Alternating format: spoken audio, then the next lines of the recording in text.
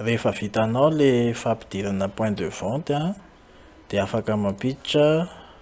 produit ianao.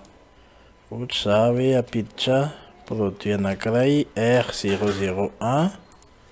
de ohatra hoe routeur Cisco le izy de 150 000 ariary ny sarany de asiana sary, afaka asiana sary tsara mihitsy zany ity, ohatra hoe ity sarina routeur ity ny ampidiriko de ajouteko, ok, de ohatr'izao zany le izy. De mbola afaka mampiditra ordi hafa indray, ohatra hoe la produit azafady ohatra hoe laptop ny ampidirintsika ao de ohatra hoe 500 000 ariary de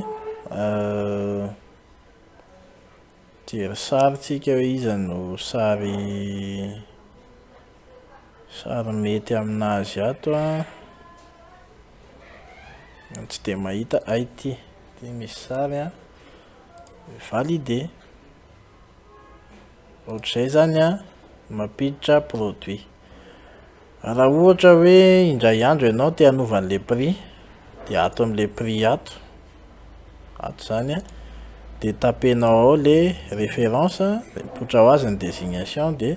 ohatra hoe ampitomboina le prix, mety misy hoe ahena ihany koa zany io prix io de ataontsika ohatra hoe lasa 200 000 ariary le prix, io zany ny prix miatra am'izao, ity ny ajoutena farany ity.